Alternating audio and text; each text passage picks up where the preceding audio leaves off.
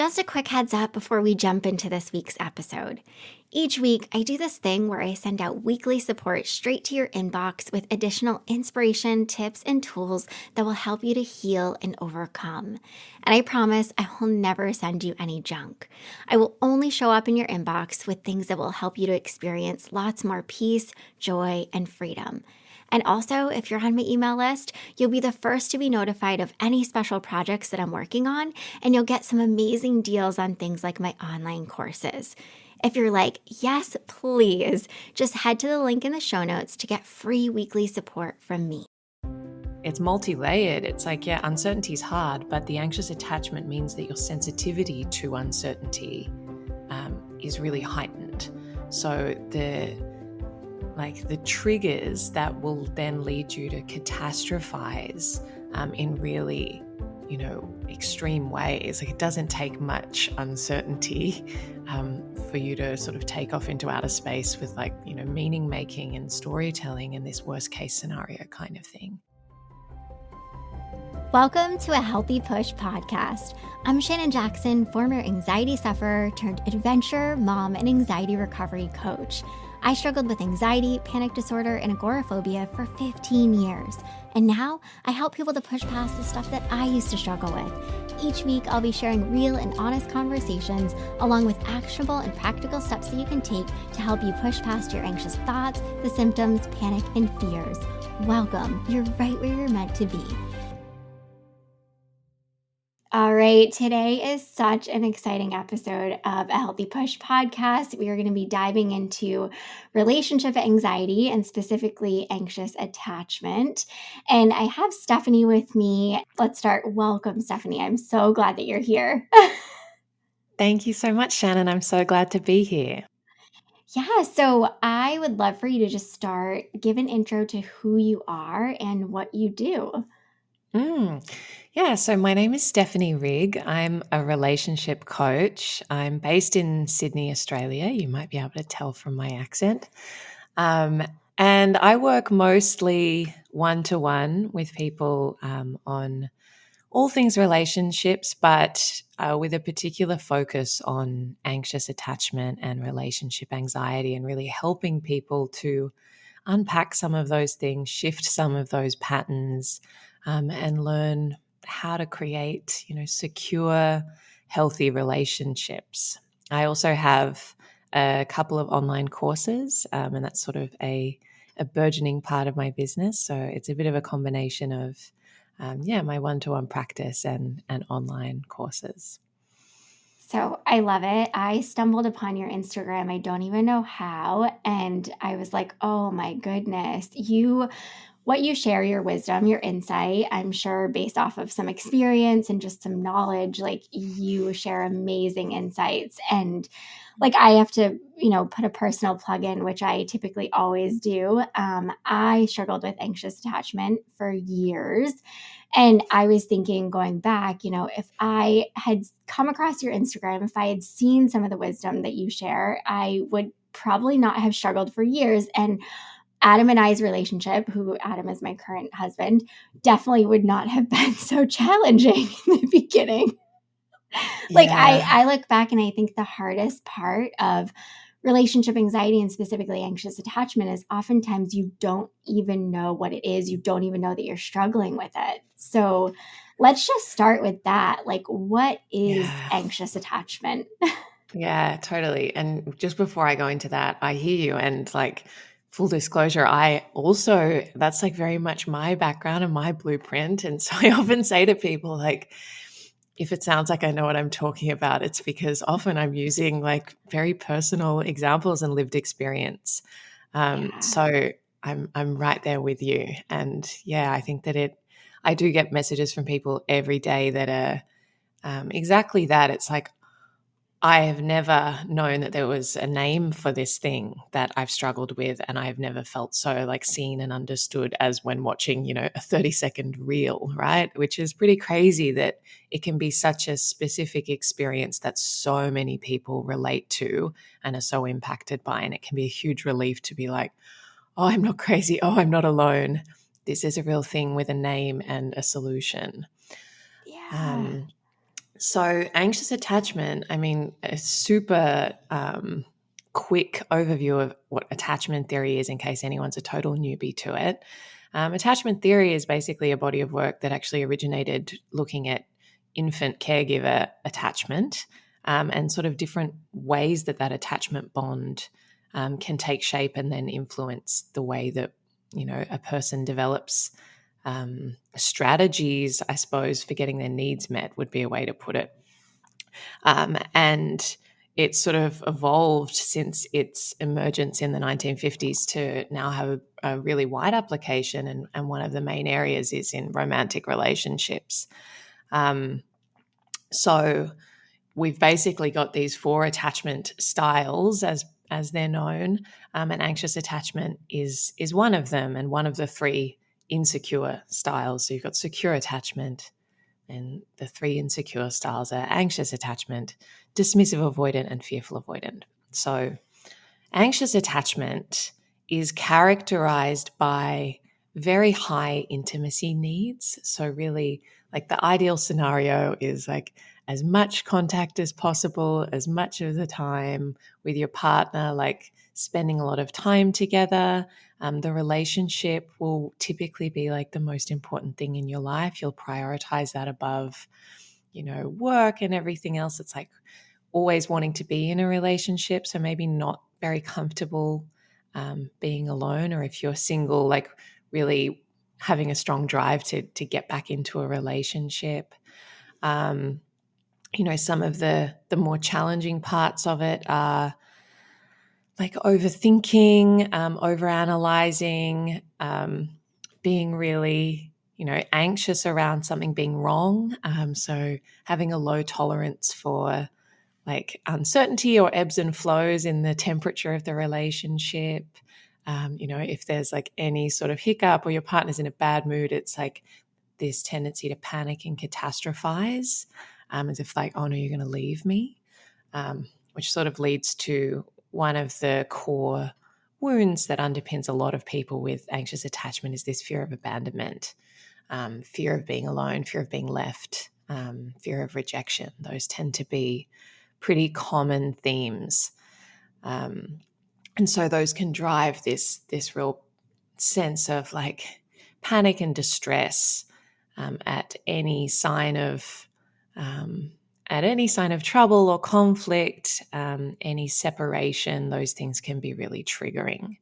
So yeah, I mean, it's the kind of thing that you can sort of only describe through, those like common traits and experiences rather than defining it. But hopefully that gives a bit of a feel and can give people yeah, that's me. Yeah, some of that sounds familiar.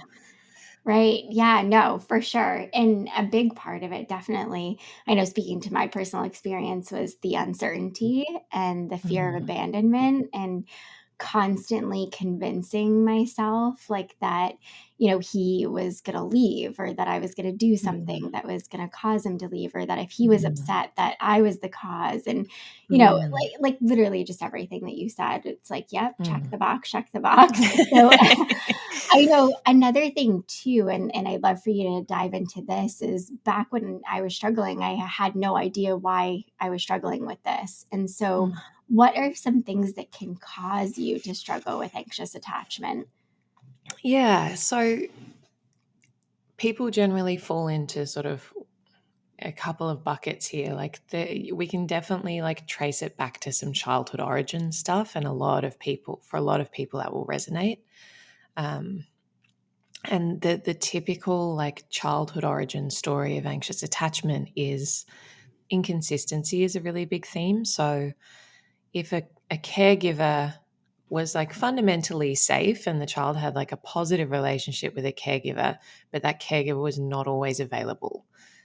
So the child really like depended on that caregiver and really like reached for them and wanted them and saw them as a source of emotional safety, but they weren't always there. And so the child becomes really like constantly like monitoring and trying to figure out like, what do I need to do in order for you to be there when I need you? Um, and so that inconsistency is a big piece. The inconsistency can show up in other ways. So it might be like one caregiver who's really emotionally safe and available, and one who's very distant and aloof and, absent. Um, so those sorts of things that, like, just, yeah, fundamentally not always being there when I need you. And so as children, and because children tend to personalize everything, right? Like, in the most beautifully innocent way, children are very self-absorbed. It's like, if there's something wrong, it's me, right? If my parents are fighting, if my parents are not there, like, I've done something wrong, and it's about me. And that sort of can stay with anxiously attached people, that mentality. Um, but yeah, as children, because their caregiver might not always be there when they need them, they do become very focused on the other, which is, we trace that through, and that becomes a real trope of anxious attachment in adulthood. It's like, I'm so focused on you and, like, your moods or your presence or absence and your needs, and trying to preempt that so that I can get my needs met by being near Mhm. you. And, like, just, it really, like, that strategy of almost orbiting around someone else, because we're trying to do whatever we can to keep them close, and be whatever we need to be in order to have them stay with us when we need them.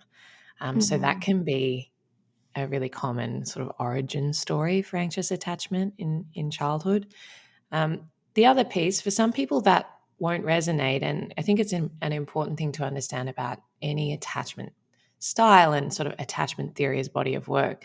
Like, attachment styles aren't fixed, right? It's not like a personality trait per se, right? It's learned strategies, and it is flexible, and it's responsive to context and environments and relationships. So you might have had a relatively secure childhood and secure attachment during childhood, but then you might have had a really unhealthy relationship as a young adult or in your early 20s or something.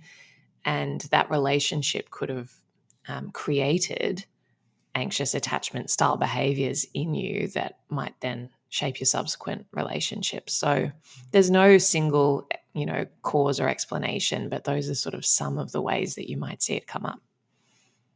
Yeah, no, that's so good. Like, it's so helpful to know that because I think, like you mentioned with the childhood piece, your childlike brain can't really understand if you have an inconsistent parent and why they might not be present and there when you need them to be. And also the same, with relationships when you're younger and having an unhealthy relationship where, somebody might not treat you the best or they're also inconsistent with their emotions or their moods, Mhm. and it all is sort of like what can lead to you then struggling with anxious attachment. Yeah. It's so helpful and just enlightening to be able to understand like what are some things that can contribute so that you have a better understanding of why you're struggling, because it gives you strategies to be able to work through it. So I know a big thing that pops up in my community and is like a theme when you struggle with an anxiety disorder is fear and uncertainty. And I Mm. think those are big drivers of anxious attachment. And so, can you talk about how fear and uncertainty play such a big Mm. role in struggling with this?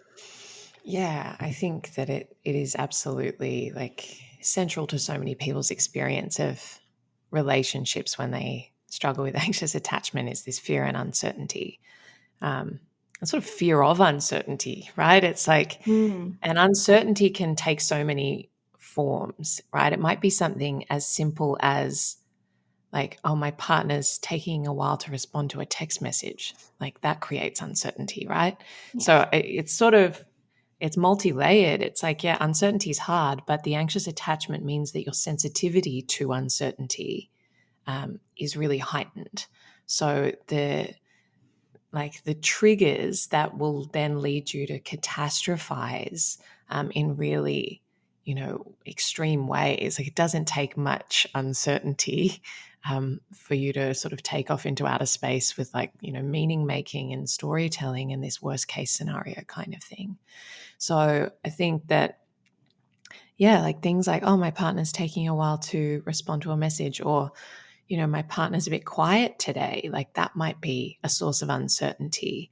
And that can create such a sense of distress, and this tendency to fill in the blanks with like, oh no, worst case scenario, they're going to leave me, something's wrong, they're cheating on me, like they're with all of these things, right? And it's just Mhm. like, objectively, there's absolutely nothing to suggest that any of those things are true.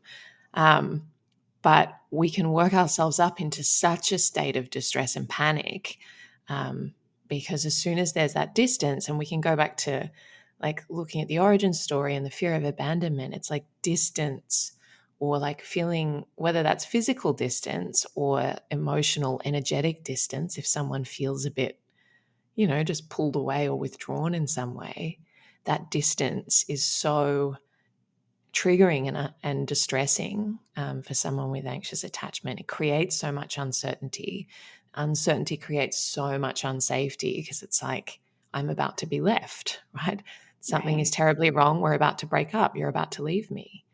And so that's a really common struggle and can be quite debilitating, right? Because when you're anticipating that anytime there's any tension or conflict or distance, that it's spelling like the end of the relationship, the flow on effects for the way that you show up are really profound and can often mean like you don't raise things that are bothering you, you don't state boundaries, you don't ask for anything because you're just telling yourself that like, I can't do that because they'll throw their hands up and say it's too hard, I'm out, like not Yeah. worth it, right? And so it creates this like smallness in us, and we just internalize all of this stuff, work ourselves up into this panic, and also don't share that and don't ask for support, don't allow ourselves to be supported or let someone into our emotional experience, until it all blows up, which is another really common thing, is that it's like internalize, internalize, internalize, and then just like the blow up. Anxiously attached people will often do that. They can have quite an explosive conflict style, um, because there's so much stress going on there, and conflicts that will often, be about something really insignificant, but find their way back to like, you know a lack of reciprocity is sort of what sits at the heart of a lot of conflicts. Like, you don't care about me the way I care about you. I would never do that Mhm. to you. Mm. Um, like that kind of thing, right?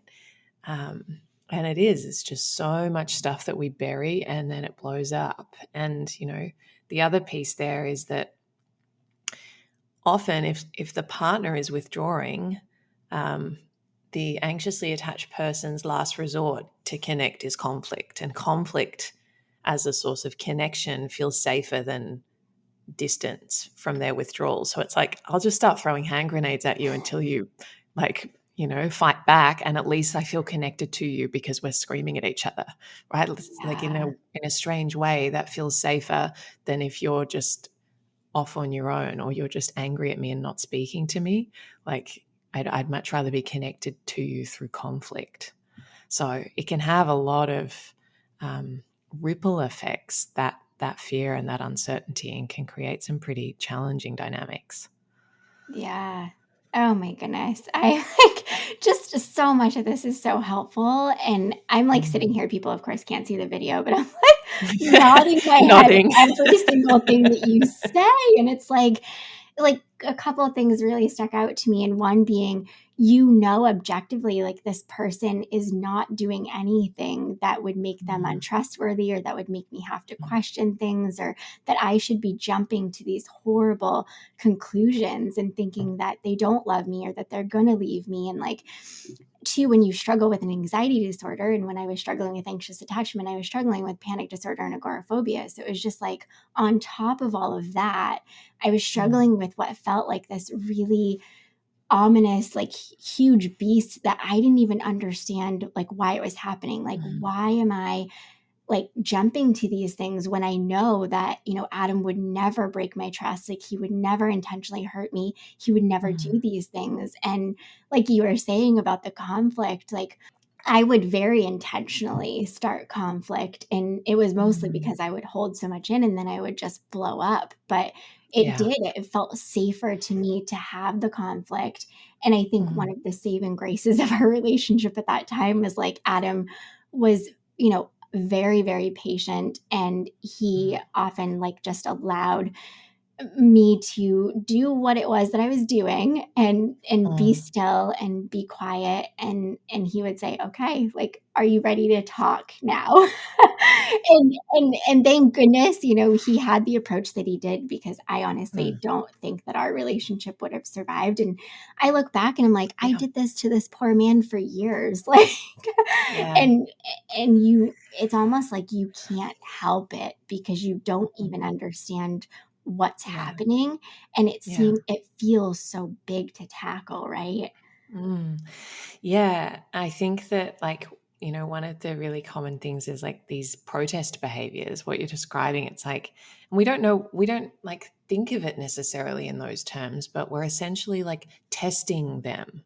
We're like, I'm so convinced you're going to leave me. So I'm going to like test you by being really Mhm. like immature or childish or explosive or like, dramatic. And I'm just trying to elicit reassurance from you. So this like, that's Yeah. it. I'm done. I'm leaving.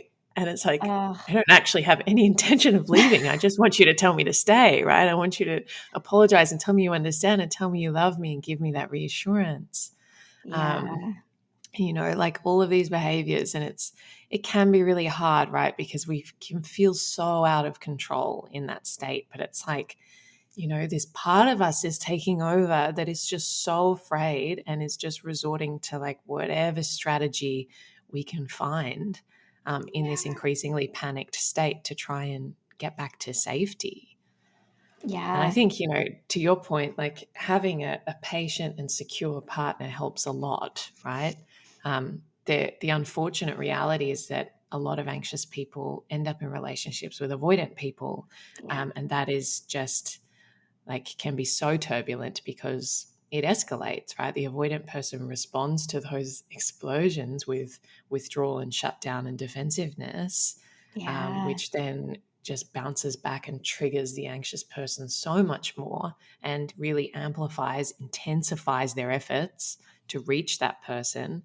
And you can imagine how that plays out, right? It's just both people are so afraid and are just like using these opposing strategies and it can be really turbulent.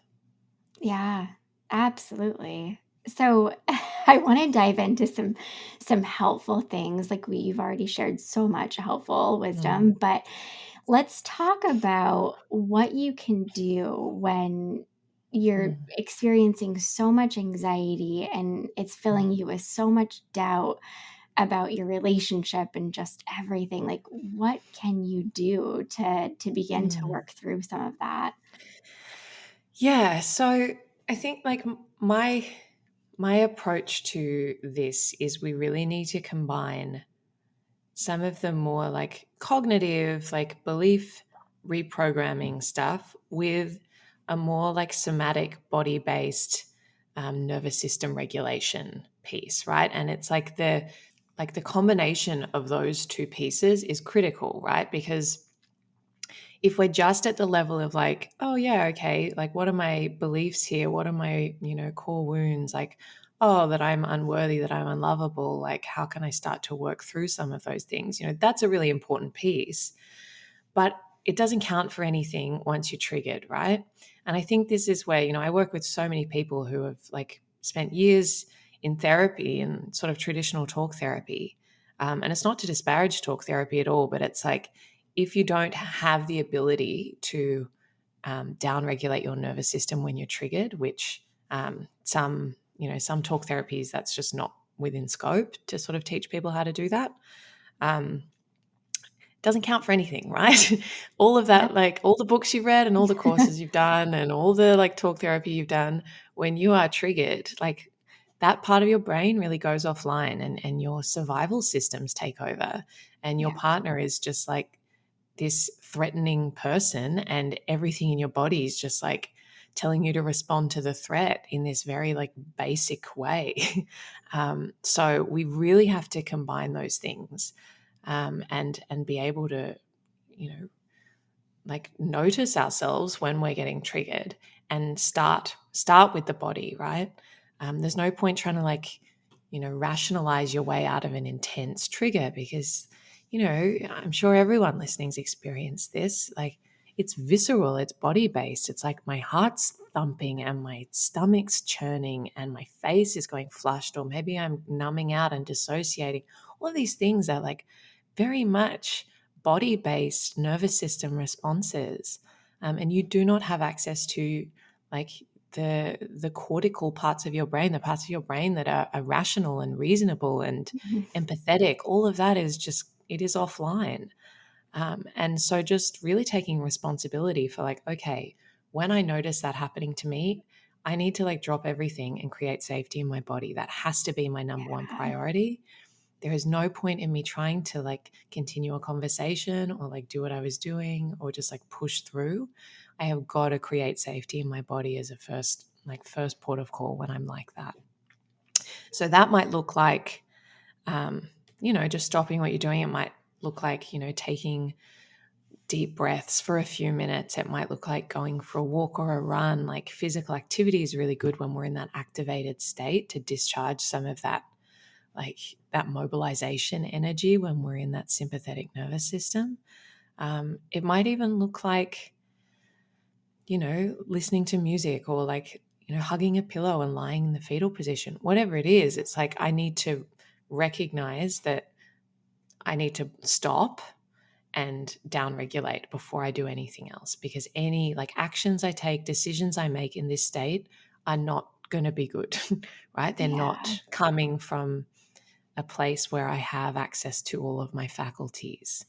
Um, and so really owning that is just like such a fundamental pillar of this, right?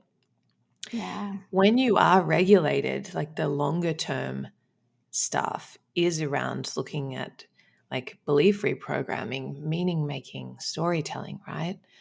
And that's something that we can only do from a regulated state very effectively, right? So it's like, okay, like my partner didn't respond to my text message, or like, I said, love you, and they responded to the other part of the message and didn't say, I love you back.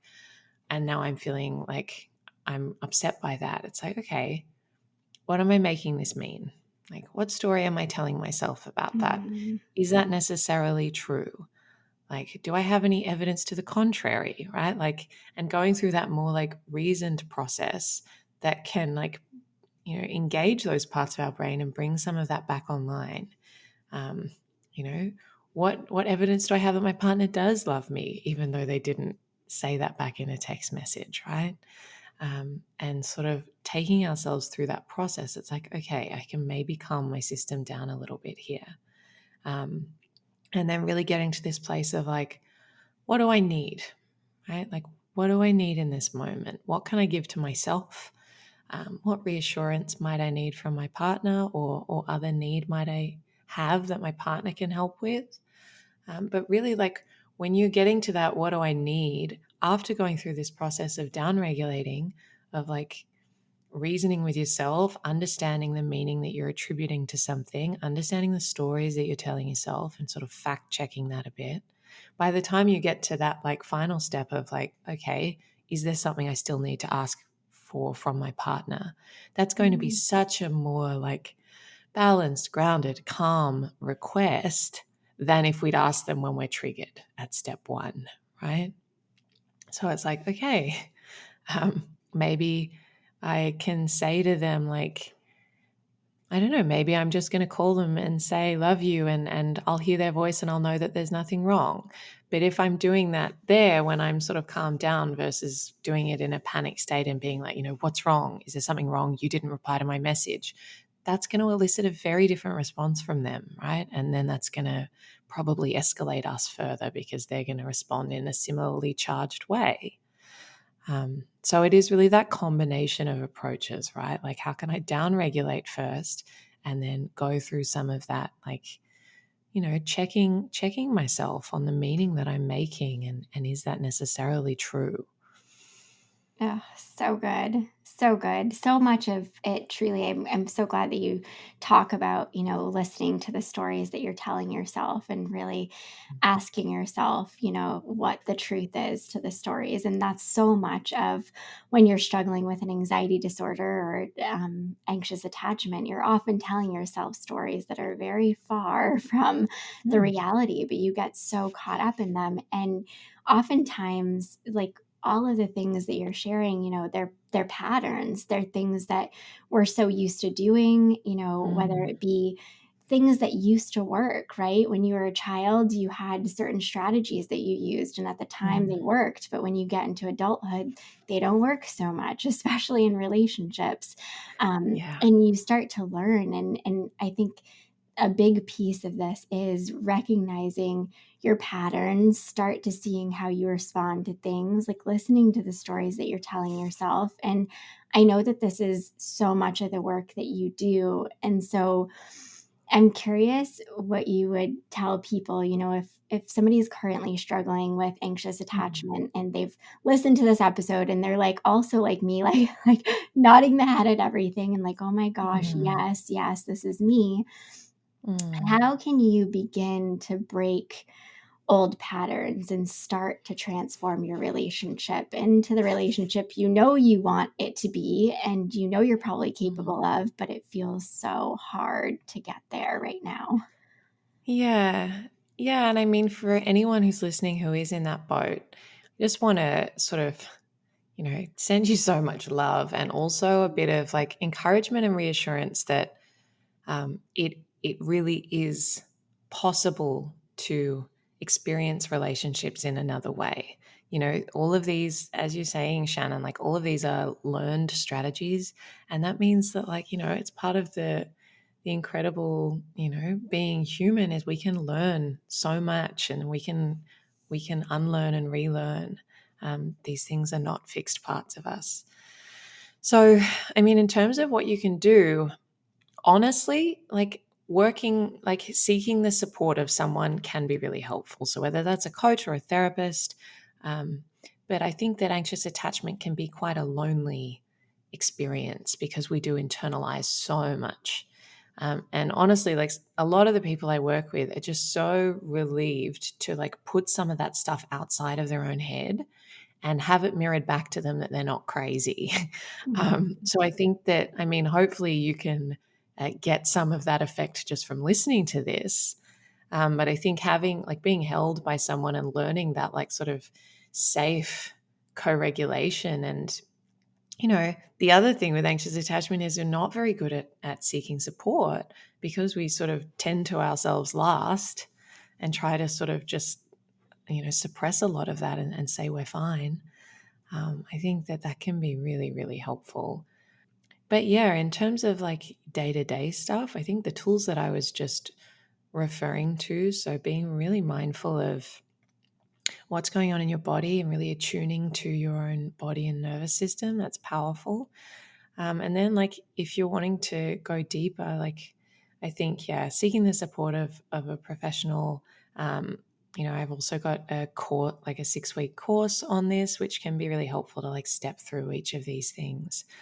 Um, but yeah, it is a process. It's not something that, unfortunately, that we can like Right. flip a switch and turn off overnight. It's a Yeah. lifetime's worth of learning those strategies. I love what you were saying, Shannon, a moment ago, that like they're outdated strategies, because that's how I always describe it to people when they're like, "What's wrong with me? Why am I like this?" I'm like, "Nothing's wrong with you. Yeah. You're operating on like strategies that used to work and that made a lot of sense at one point in your life, that allowed you Yeah. to get your needs met. It's just they're outdated. They're not working anymore. So we're going to learn some new ones." Yeah. Um, I so, love that. I think that's so important because you often look at your behaviors and you see them as being bad, or you see mhm, yourself as being broken or something mhm. being wrong with you. And it's like, nope, nope, none of that is true. It No. just, these things did serve a purpose and they helped you at a time. Mhm, And now there are behaviors that you can unlearn and you can move forward and you can live and have a very thriving, loving, amazing relationship. And, I I'm definitely an example of that today. And, my husband and I have been married for going on 6 years, and you go through things in any relationship, but anxious attachment is definitely something that you can come out the other side of. And Mhm. I just have to say, the work that you do is utterly amazing. Like, I look at your Mm. Instagram and I'm just like, the amount of knowledge and the wealth of knowledge that you share is incredible, and it doesn't compare to what a lot of people share on social media. So I really, really encourage you, if you have, relationship anxiety or issues with anxious attachment, definitely check out Stephanie. I sound a little fangirl right now, but it's like your reels, it's just like you can tell you've lived the experience and you have so much Yeah. knowledge. And I'm sure you often hear, and I think you said, people will often reach out to me and say, Shannon, it's like you're in my head. It's like, how do you Mhm. know? And it's like, I've been through it. I lived My it. head too.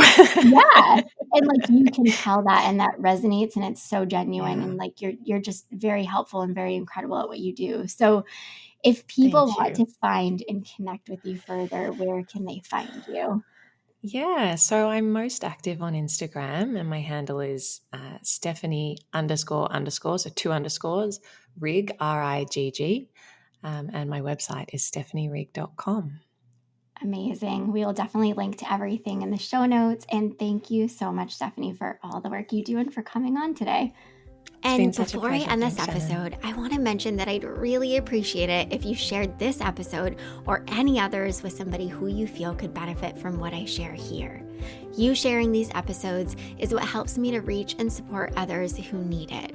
And if you have an extra minute in your day today, I'd also really appreciate it if you could leave a rating and review over on Apple Podcasts. I read every single review, and this too is what helps me to help more people to heal and overcome. All right, until next time, friend, keep taking healthy action. I hope you enjoyed this episode of A Healthy Push. If you want more, head on over to ahealthypush.com for the show notes and lots more tips, tools, and inspiration that will support your recovery. And if you're hoping for me to cover a certain topic, be sure to join my Instagram community at A Healthy Push and let me know in the comments what you want to hear next.